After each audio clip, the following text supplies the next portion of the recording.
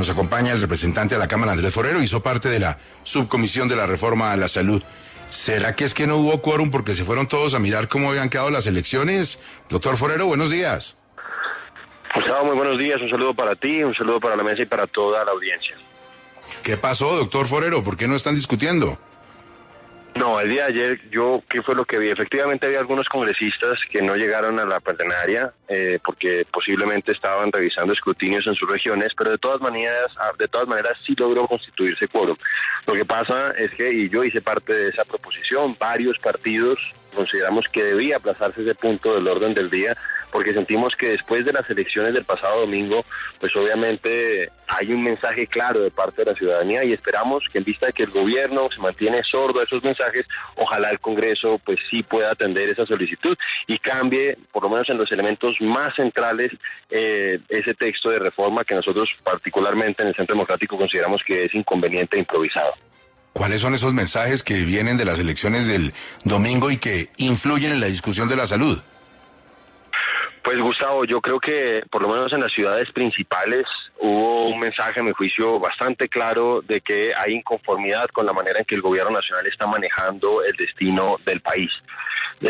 Yo inicialmente había visto que algunos miembros de la bancada del Pacto Histórico habían decidido hacer un ejercicio de reflexión, pero prontamente dejaron esa reflexión y han tratado de hacer toda clase de contorsiones retóricas para mostrar lo que considero que fue una derrota del partido de gobierno como si fuera un triunfo. Entonces yo esperaría que el gobierno ha estado criticando las encuestas, esas encuestas salieron muy bien libradas en las elecciones del pasado domingo y esas mismas encuestas son las que evidencian desfavorabilidad del presidente y al mismo tiempo rechazo en particular a la reforma a la salud.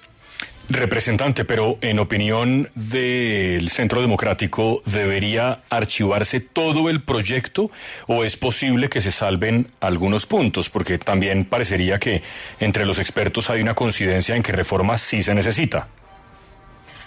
Nosotros también consideramos que se necesitan reformar aspectos del sistema de salud colombiano.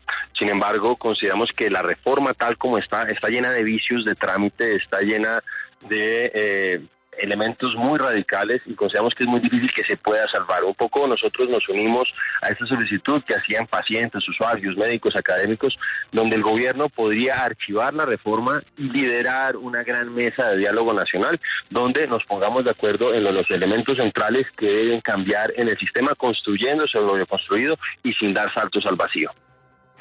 ¿Cómo van a estar las votaciones de los liberales, de la gente de la U, por ejemplo? Pues esa es una gran incógnita, Gustavo. Realmente ha sido principalmente el Partido Liberal el que ha permitido que haya avanzado la aprobación del texto de reforma. Lo que ellos dicen es que en los artículos más sensibles, los que definen cuáles van a ser los roles de las EPS, futuras gestoras de salud en el nuevo sistema, ellos tienen unos grandes reparos y que no van a acompañar la proposición o la propuesta del gobierno. Lo mismo pasa con los centros de atención primaria en salud y con lo que se denomina la función de compra, cómo se van a adelantar las compras de servicios en el sistema que a nuestro juicio pues tiene grandes vacíos y grandes riesgos. Ahí va a ser la prueba de fuego y vamos a ver si el Partido Liberal acosa recibo de lo que sucedió en las urnas o si va a decidir acompañar al gobierno en lo que nosotros consideramos que es un proyecto que va a acabar con el sistema de salud y va a sentar las bases de una crisis sanitaria sin precedentes en la historia del país. Representante, precisamente uno de los puntos más sensibles que se le ha achacado al proyecto es aparentemente la inexistencia de impacto fiscal de la misma. Al final, ¿esa medida y ese impacto fue o no demostrado, exhibido ante la Cámara de Representantes?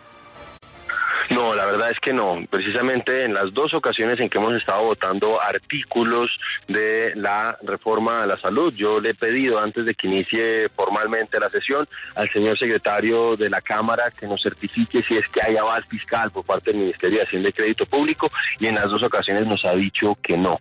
Lo cierto es que ha pasado ya mucho tiempo y es inexplicable que no haya un concepto fiscal de parte del Ministerio de Hacienda y obviamente pues yo siento que la Cámara de Representantes ha estado votando a ciegas un proyecto de la mayor relevancia y que naturalmente, por más que el gobierno diga que es prácticamente neutro en términos fiscales, todos sabemos que sí va a requerir mayores recursos por parte del presupuesto general de la Nación. Representante, dígame si alguna de estas dos frases que le voy a plantear tiene un mínimo de sentido. La número 1, muchos de los que votaron contra el gobierno el domingo votaron contra la reforma a la salud. Y la número 2, el gobierno sabe que la derrota no reconocida el domingo en las urnas se la van a cobrar cuando voten la reforma a la salud? Yo creo que la primera tiene bastante sentido y en particular por lo que te decía y un poco la forma en que uno puede hacer ese nexo lógico o causal es en el tema de las encuestas, que el gobierno ha tratado de desvirtuar constantemente. Las mismas encuestas que acertaron relativamente bien a las elecciones del pasado domingo son las que han dicho que el porcentaje mayoritario de la población colombiana está en contra de la reforma a la salud. Todos queremos que mejore el sistema de salud en Colombia, pero por lo menos 7 de cada 10 colombianos no quieren que se acaben las EPS y que avance el proceso de estatización. En el segundo caso, ahí sí es más, mejor dicho, no me atrevería a decirlo, yo quisiera que el Congreso no fuera tan sordo como lo está haciendo el gobierno nacional y que decidiera hacer modificaciones al sistema de salud, pero sin dar saltos al vacío. Pero ahí no me atrevo a ser tan categórico y menos tan optimista. Representante, le cambio de tema. Usted lleva meses y meses preguntándole al Ministerio de Salud si llegaron por fin las vacunas bivalentes de COVID. ¿Llegaron al fin? ¿Están listas para aplicarse?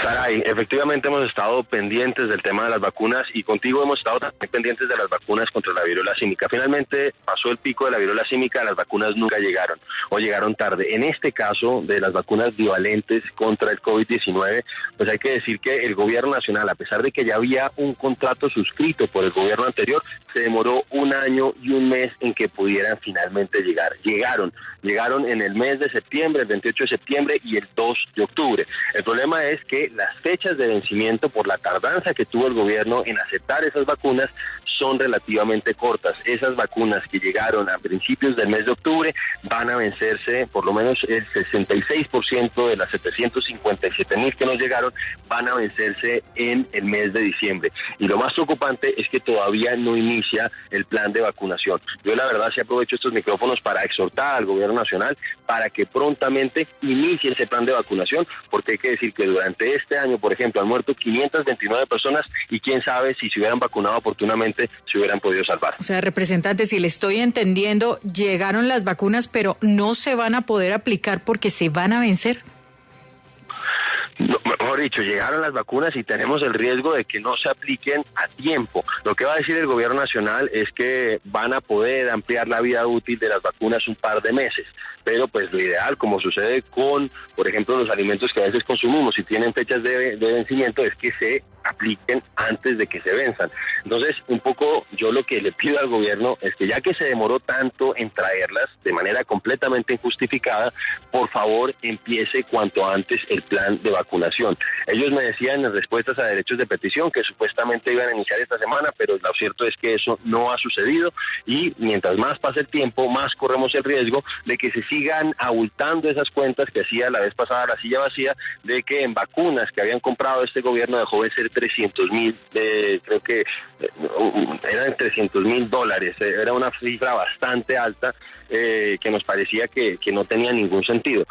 300, no, déjenme, ya reviso cuál era la cifra, pero era una cifra bastante alta de vacunas que se vencieron. No queremos que con estas nuevas que acaban de llegar y que pueden salvar vidas, se repita la historia. Representante Forero, muchas gracias y seguimos pendientes del desarrollo de la reforma de la salud en el Congreso. Muy amable. A ustedes muchísimas gracias, Gustavo. Un saludo para todos.